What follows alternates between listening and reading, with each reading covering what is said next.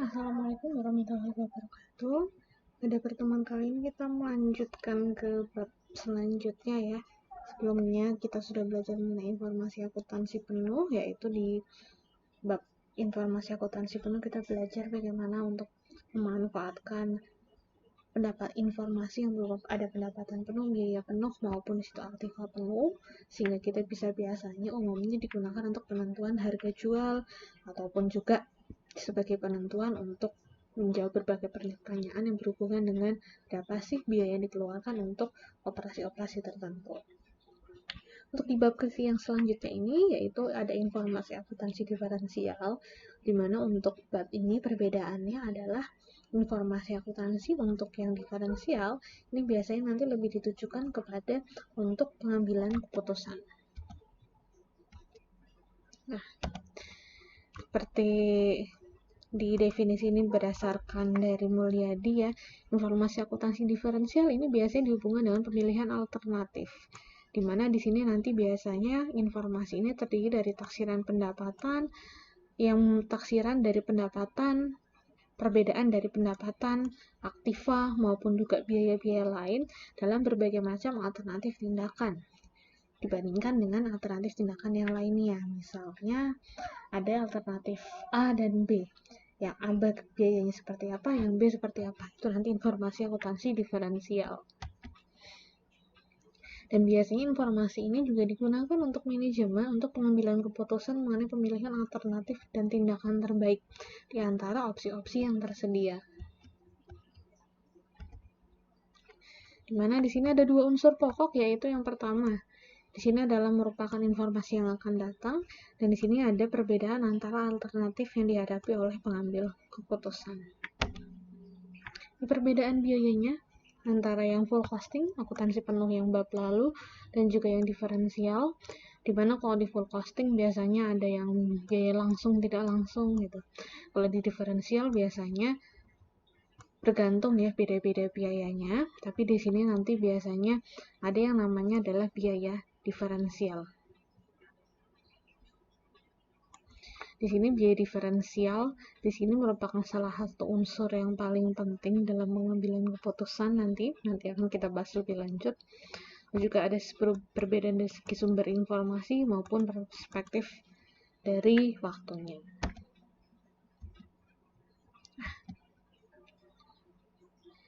Karena tadi sudah disebutkan ya, informasi diferensial ini pada dasarnya adalah membantu pengambilan keputusan yang berhubungan dengan alternatif. Di sini ada 4 jenis keputusan yang akan kita pelajari dalam bab ini, yaitu yang pertama, keputusan membeli atau membuat sendiri. Yang kedua, keputusan untuk menjual atau memproses lebih lanjut suatu produk. Yang ketiga, menghentikan atau melanjutkan produksi produk tertentu atau kegiatan usaha tertentu. Dan yang keempat adalah menerima atau menolak pesanan khusus. Pada pertemuan ini kita baru mulai dari yang pertama, membeli atau membuat sendiri. Nah, rangkumannya pada dasarnya ya, pada untuk keputusan membeli atau membuat sendiri bisa dilihat dalam bagian ini ya, dimana dalam bagian ini ada dua opsi, dimana keadaannya di sini kita mulai dari yang pertama yang ini.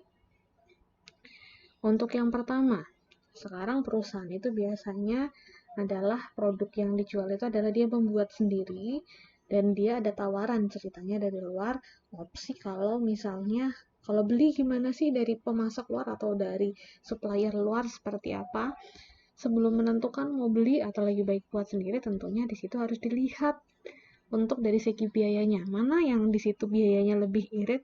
Dalam artian kalau biaya yang dikeluarkan lebih sedikit, berarti di situ kita bisa mendapatkan keuntungan yang lebih besar. Dimana untuk perusahaan yang keadaannya sekarang adalah dia membuat sendiri, nanti bisa ada dua situasi. Situasi yang pertama, ini apabila fasilitas yang biasanya apabila misalnya ya, perusahaan kan sekarang buat, berarti dia punya mesin, punya pabrik, tempat produksi gitu ya. Misalnya sekarang kalau dia seandainya mau membeli, itu nanti keadaannya fasilitas atau mesin yang dimiliki itu nanti dihentikan pemakaiannya atau di stop pemakaiannya. Berarti di situ pabriknya nanti nggak beroperasi, mesinnya nggak beroperasi. Biaya yang nanti harus dilihat Di sini ada dua jenis biaya. Yang pertama, biaya diferensial yang berupa biaya terhindarkan.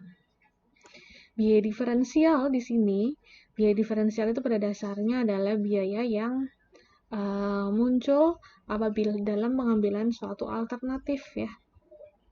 Dimana di sini untuk pengambilan alternatif situasi yang ini ada dua jenis biaya, yaitu yang pertama biaya diferensial berupa biaya terhindarkan. Biaya terhindarkan pada dasarnya ini adalah jenis biaya yang tidak perlu dikeluarkan oleh pabrik atau perusahaan seandainya dia memilih untuk membeli. Jadi tadinya itu kan dia biasa produksi sendiri, berarti ada biaya-biaya kayak bahan baku, ada tenaga kerja gitu. Tapi pada saat si perusahaan itu memutuskan untuk membeli dari luar, berarti kan di situ ada biaya bahan baku yang tadinya ada, tapi karena sekarang dia nggak produksi sendiri, berarti biaya tersebut nggak perlu dikeluarkan. Itu adalah yang namanya biaya terhindarkan. Berarti biaya yang bisa dihindari atau biaya yang tidak harus dikeluarkan akibat pengambilan suatu keputusan. Ini bisa kita sebut sebagai A nanti biayanya, nanti bisa dijumlahkan beberapa biayanya. Biaya ini akan dibandingkan dengan biaya diferensial, yang berarti biaya yang dikeluarkan yang berdasarkan pemilihan alternatif yang berupa harga beli dari pemasoknya. Ini sifatnya per unit ya. Jadi nanti biaya A dan B ini dibandingkan. Apabila di sini nilai A ini lebih besar daripada B, berarti biaya terhindarkannya atau biaya-biayanya ini biaya yang lain-lainnya yang biasa dikeluarkan untuk produksinya lebih besar daripada harga belinya, berarti alternatif membeli dapat dipilih. Dalam artian beli berarti lebih irit.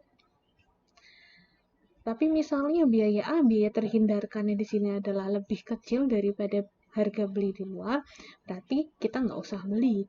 Berarti alternatif membeli tidak dapat dipilih karena ternyata lebih irit produksi sendiri. Simpelnya sih ya, di sini biaya yang lebih kecil itulah alternatif yang kita pilih. Jadi kalau biaya terhindarkan yang berupa di sini adalah ada biaya yang berhubungan dengan produksi langsung ya, satu barang, bahan baku, tenaga kerja, dan lain-lain lebih kecil daripada harga beli, berarti kita lebih baik produksi. Tapi apabila harga belinya lebih murah daripada biaya terhindarkan ya, berarti kita lebih baik beli. Itu opsi yang pertama, situasi yang pertama. Sekarang kita lanjut ke situasi yang kedua. Di sini apabila fasilitas yang digunakan untuk membuat tadi mesin, pabrik, dan lain-lainnya ya, bisa disewakan atau dioperasikan untuk kegiatan bisnis lain.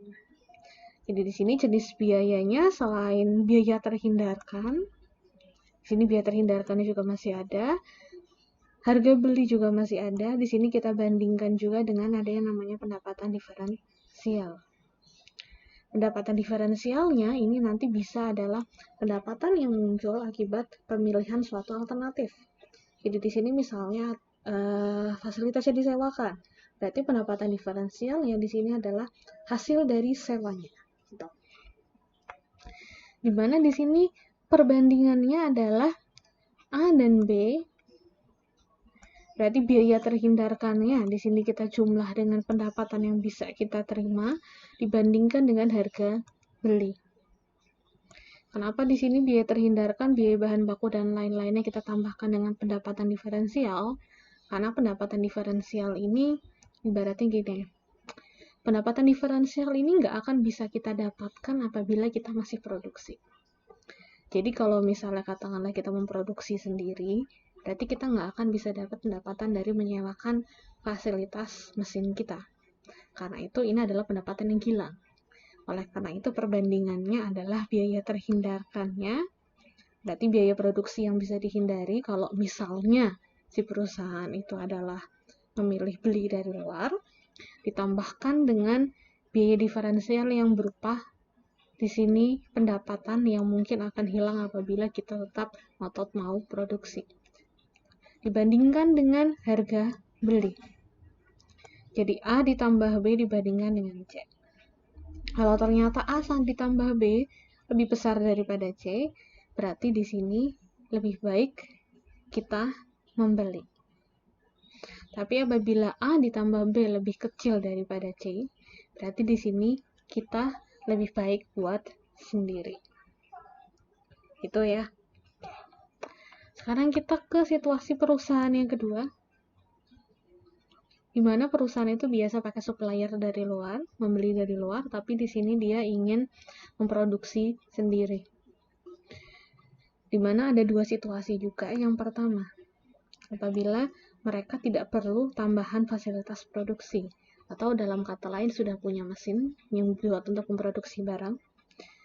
Yang dibandingkan adalah di sini yang pertama biaya diferensial yang berupa harga belinya, dan dibandingkan dengan biaya untuk membuat. Di sini sifatnya juga per unit ya. Apabila harga belinya di sini adalah lebih besar daripada biaya untuk membuat, maka lebih baik kita membuat. Tapi kalau misalnya di sini harga belinya kita ternyata lebih kecil daripada biaya untuk membuat, berarti kita lebih baik membeli. Sama seperti tadi, berarti jumlah biaya yang paling kecil itulah opsi yang kita pilih. Tapi misalnya di sini diperlukan ada tambahan fasilitas produksi. Yang kita bandingkan selain harga beli dan juga biaya investasi, kali ini harga belinya ini harus kita selisihkan dengan yang harga belinya di sini harus kita selisih. Harga beli dan biaya untuk membuatnya ini harus kita bandingkan dengan investasinya di C ini. Jadi simpelnya seperti ini ya, karena kita perlu suatu mesin, kita harus beli mesin untuk memproduksi, berarti mesin tersebut kan ada nilainya. Jadi misalnya di sini nilai waktu uang di sini kita pergunakan, jadi misalnya di situ ada mesin harganya 10.000, dimana nanti mesin tersebut punya umur manfaat misalnya 5 tahun. Dan dalam 5 tahun kalau kita produksi, di situ harus nanti kita bandingkan di mana di sini mesin tersebut sampai 5 tahun yang akan datang, itu total nilainya atau total keuntungan yang bisa diperoleh dari mesin tersebut berapa sih? Jadi misalnya di sini dari 10.000 tadi, misalnya kita investasi katakanlah, berarti per tahunnya kita bisa dapat misalnya ada 1 juta. Berarti 1 juta untuk 5 tahun tersebut bisa menutupi seluruh investasi kita nggak sih? Simpelnya gitu ya.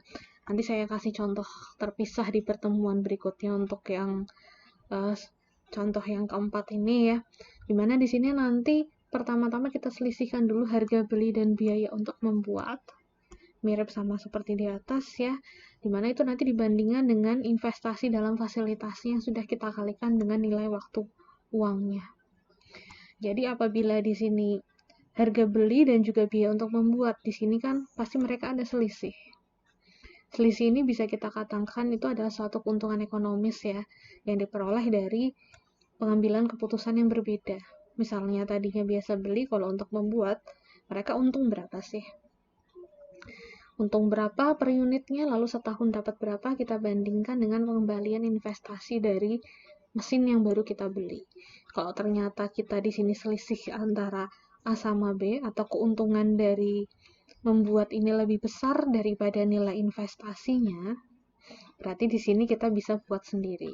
Dengan kata lain, di sini keuntungan yang kita peroleh dari memproduksi sendiri, di mana memproduksi sendiri itu butuh mesin, ternyata keuntungan dari hasil produksi sendiri tersebut bisa menutup nilai mesin yang kita beli. Gitu. Itu sederhananya. Kita mulai pelatihan soal yang pertama.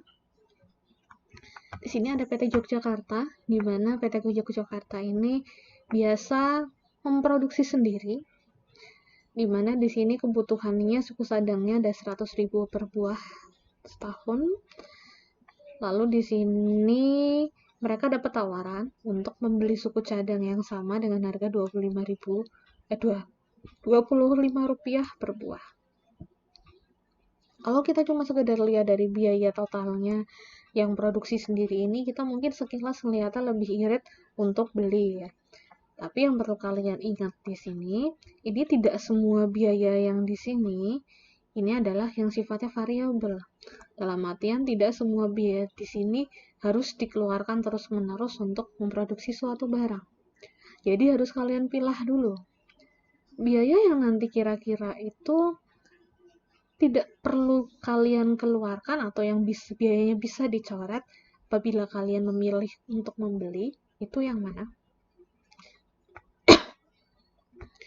Dimana di sini ada bahan baku. Kalau tadinya kita biasa produksi, kita milih membeli, berarti nggak usah beli bahan baku. Lalu juga kita nggak perlu untuk mengeluarkan biaya tenaga kerja, nggak perlu untuk mengeluarkan BOP variabel. Lalu juga di sini untuk BOP tetapnya, di sini ada yang bisa, ya ada yang sifat terhindarkan, ada yang bersama. Kalau yang bersama ini nggak bisa kita hapuskan, jadi pada dasarnya kita cuma bisa menghapuskan biaya overhead pabrik tetap yang terhindarkan. Artinya bisa dihindari. Jadi 4 biaya ini yang saya kotakin ini pada dasarnya adalah biaya yang tidak perlu kalian keluarkan apabila kalian tadinya produksi memilih beli. Inilah yang disebut dengan biaya diferensial yang berupa biaya terhindarkan.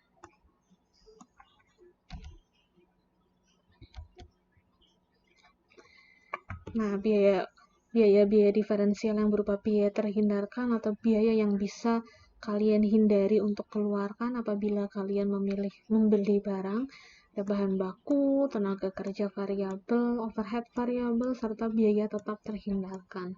Totalnya ada Rp22. Dibandingkan dengan biaya diferensial berupa harga beli dari luar ada Rp25. Berarti di sini kalau kita milih beli dari luar, kita rugi Rp3. Kita bandingkan biaya yang ternyata lebih irit kalau kita bikin sendiri, oleh karena itu kita lebih baik membuat sendiri. Oke ya. Lalu contoh yang kedua. Di contoh yang kedua di sini misalnya PT Yogyakarta tadi memutuskan untuk membeli dari luar. Lalu di sini mesinnya yang biasa digunakan untuk produksi ini nanti akan disewakan ke pihak luar dengan penghasilan sewa 400.000 per tahun. Penghasilan 400.000 per tahun inilah yang biasa kita sebut dengan biaya kesempatan atau penghasilan diferensial. Penghasilan ini hanya akan muncul apabila kita memilih alternatif yang lain. Jadi di sini misalnya dalam setahun ini biaya yang diperlukan untuk membuat sendiri suku cadang ini ada 2.200.000. 2.200.000 ini akan kita tambahkan dengan biaya kesempatan berupa penghasilan sewa, di mana penghasilan sewa ini kita tambahkan ke bagian membuat sendiri karena apabila kita memilih membuat sendiri, maka penghasilan ini akan hilang. Biaya kesempatan ini akan hilang. Jadi merupakan satu pendapatan yang hangus. Oleh karena itu di sini kita bandingkan apabila kita jadi satu pertimbangan apabila kita membuat sendiri kita nggak akan bisa dapat penghasilan 400.000. Oleh karena itu di bagian membuat sendiri selain biaya produksi suku cadangnya kita tambahkan juga dengan biaya kesempatan berupa penghasilan sewa. Ketemu ada 2.600.000. Dibandingkan dengan harga belinya tadi per unitnya kan belinya Rp25, terus ada per tahun dibutuhkan produksinya 100.000 buah. Berarti biaya untuk membelinya ada 2.500.000. 2.600.000 dibandingkan dengan 2.500.000, di sini ada selisih 100.000. Di mana 100.000 ini selisihnya adalah harga beli dari luar yang lebih kecil. Oleh karena itu kita lebih baik membeli dari luar. Itu untuk contoh yang kedua ya. Contoh yang ketiga. Di sini adalah PTX misalnya dia biasa membeli suku cadang A dengan harga Rp35 per satuan dari pihak luar dan per tahunnya juga butuhnya adalah 100.000 buah. Di sini mereka mempertimbangkan akan membuat sendiri untuk suku cadangnya. Dimana kalau seandainya membuat sendiri, taksiran biaya produksinya adalah sebagai berikut di bawah ya. Yang harganya adalah Rp27.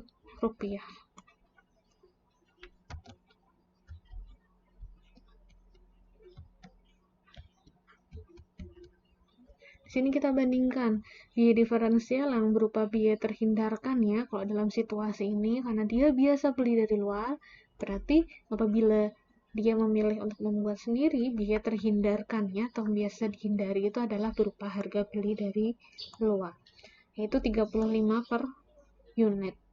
Dibandingkan dengan taksiran biaya produksi dari suku cadang A apabila di sini mereka memilih memproduksi sendiri, ada 27 rupiah. Ada selisih 12 rupiah, di mana di sini 12 rupiah ini dalam kondisi ini ternyata lebih irit atau lebih murah apabila memproduksi sendiri. Jadi kesimpulannya si Pentax ini akan lebih baik memproduksi suku cadangnya sendiri daripada membeli dari luar. Itu ya. Nah, untuk yang bagian kedua nanti akan kita bahas pertemuan depan ya. Apabila masih ada pertanyaan, nanti silakan bisa ditanyakan dan didiskusikan. Terima kasih.